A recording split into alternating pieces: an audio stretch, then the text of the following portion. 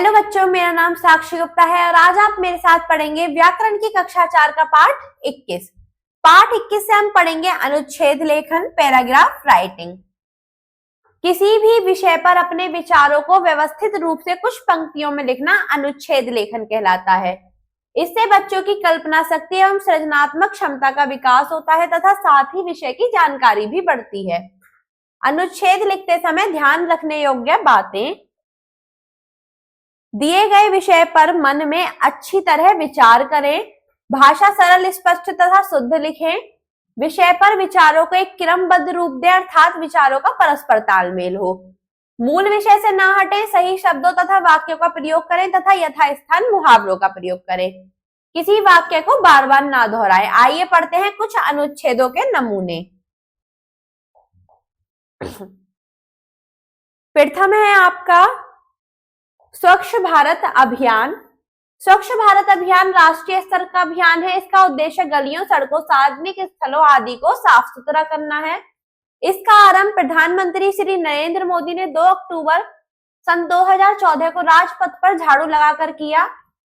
2 अक्टूबर को महात्मा गांधी जन्मदिन यानी गांधी जयंती मनाई जाती है। इस अभियान का उद्देश्य 1.04 करोड़ परिवारों को 2.5 लाख सामुदायिक शौचालय, 2.6 लाख सार्वजनिक शौचालय और प्रत्येक गटर में एक ठोस अपशिष्ट प्रबंधन की सुविधा प्रदान करना है।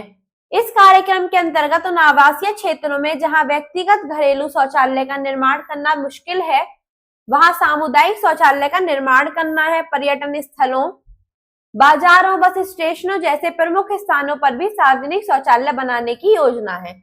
यह कार्यक्रम 4401 शहरों में लागू किया गया। कार्यक्रम पर खर्च किए जाने वाले 62,000 करोड़ रुपए में से केंद्र सरकार की ओर से 14,665 करोड़ रुपए दिए जाएंगे। अगला है आपका 2 कंप्यूटर।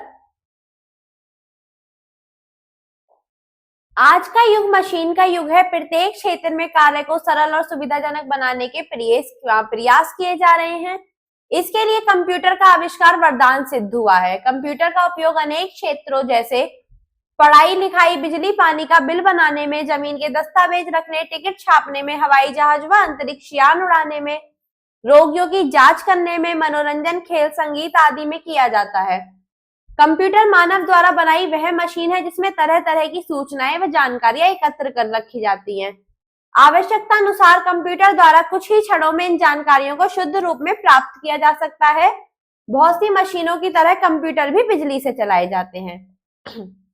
आइए पढ़ते हैं अगला अनुच्छेद, वचन पालक एडिशन। एडिशन ने मार्च सन 1878 को अपने अमेरिकी देशवासियों को वचन दिया कि वह 2 वर्षों में उन्हें जलने वाला बल्ब देंगे। दूसरे वैज्ञानिक उनकी इस बात पर हंसे। वे मानते थे कि यह कार्य असंभव है, परंतु एडिशन ने किसी की परवाह नहीं की। वे दृढ़ विश्वास के साथ अपने कार्य में जुट गए। उन्होंने अत्यधिक परिश्रम किया। समय बड़ी तेजी से भागा जा रहा था, सफलता दूर थी, परंतु एडिशन अपनी पूरी लगन से इस कार्य में जुटे रहे। अंत में वह क्षण आ ही गया जिसके लिए एडिशन ने रात दिन एक किए थे। लगभग 1200 प्रयोग करने के बाद वे बिजली का बल्ब बनाने में सफल हो गए। वह शुभ दिन जनवरी सन 1880 का था। इस प्रकार 2 वर्ष की अवधि पूरी होने से पहले ही एडिशन ने लोगों को दिया हुआ वचन पूरा कर दिखाया। अगला अनुच्छेद है आपका मेले का दृश्य। मेरे घर के पास एक बहुत बड़े मैदान में मेला लगा था। यह मेला दिवाली के अवसर पर लगाया गया था। मैदान रंग बिरंगे बल्बों से जगमगा रहा था। जगह जगह पर तरह तरह के झूले लगे थे। गुब्बारों और रंगीन झंडियों से चारों ओर सजावट की गई थी। बच्चे अपने माता पिता के साथ आए हुए थे। लड़के और लड़कियां झुंड बनाकर इधर उधर घूम रहे थे। खिलौनों, पटाखों, मिठाइयों की दुकानें जगह जगह पर सजी हुई थी। अनेक प्रकार के भोजनालय भी लगाए गए थे जहां पर लोग पसंदीदा भोजन खा रहे थे। चाट पकौड़ी की दुकानों के आसपास भीड़ जमा थी। लोग चटखाने लेकर चाट का स्वाद ले रहे थे। कहीं जादू का खेल तो कहीं बंदर का नाच बच्चों का मन मोह रहा था। मुझे मेले में जाना बहुत अच्छा लगा। अगला अनुच्छेद है आपका मेरी स्कूल बस। मेरी स्कूल बस टाटा कंपनी की बस है। यह नीली और सफेद रंग की बस है। मुझे ऐसा लगता है कि यह बस मेरे जीवन का बहुत जरूरी हिस्सा है। इसी के सहारे मैं समय पर स्कूल पहुंचता हूं और समय पर घर पहुंच जाता हूं। मेरी बस में लाल और नीली सीटें हैं। हमारा बस कंडक्टर रोज बस साफ करता है, वह एक एक बच्चे का ध्यान रखता है, उन्हें संभाल कर बस में चढ़ाता और बस से उतारता है। यदि हमारी कोई चीज बस में छूट जाए तो अगले दिन कंडक्टर हमें दे देता है। हमारा बस ड्राइवर भी बहुत अच्छा है, समय का ध्यान रखता है, बस भी बहुत सावधानी से चलाता है।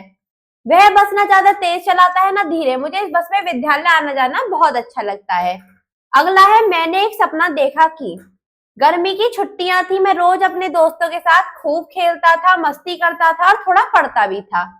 एक दिन दिन भर कर खेल करके मैं बहुत थक गया था, इसलिए मैं रात को जल्दी ही सो गया।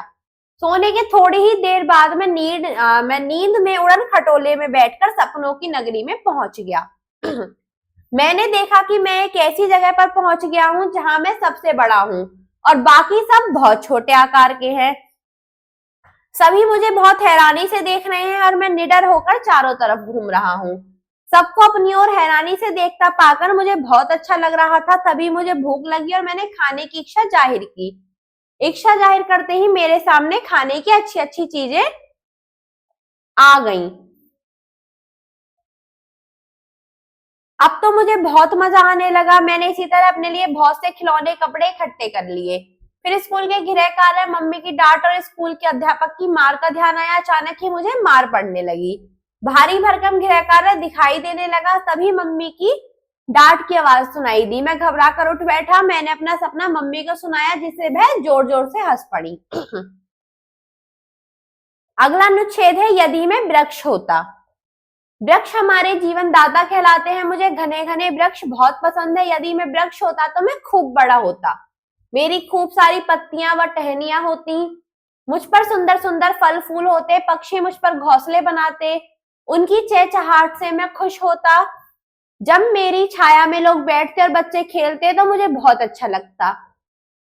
पतझड़ ऋतु में जब मेरे पत्ते झड़ जाते तो मैं दुखी होता। जब लोग मुझे काटते तो मुझे दुख होता, क्योंकि मेरे कटने से वातावरण में प्रदूषण बढ़ जाता है। जब मैं लोगों के सांस लेने के लिए ऑक्सीजन छोड़ता तो मुझे बहुत अच्छा लगता है।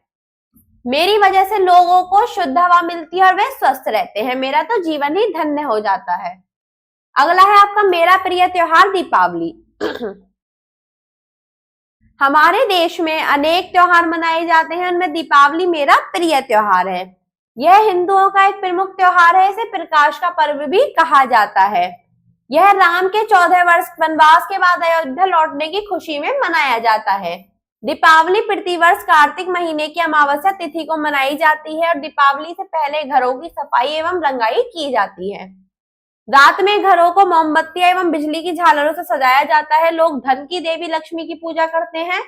बच्चे पटाखों और फुलझड़ियों का आनंद लेते हैं। दीपावली अपने साथ हर्ष उल्लास का वातावरण लाती है। आओ अभ्यास करें। बच्चों, जिस प्रकार हमने ये अनुच्छेद पढ़े उसी प्रकार आप निम्नलिखित विषयों पर अनुच्छेद लिखेंगे। प्रातकालीन सैर, हमारे घर का चौकीदार हमारा कुत्ता, यदि मैं पक्षी होता, मेरा प्रिय त्योहार और बरसात का एक दिन। इस प्रकार आप इन अनुच्छेदों को पढ़कर खुद अनुच्छेद लिखने की कोशिश करेंगे। धन्यवाद।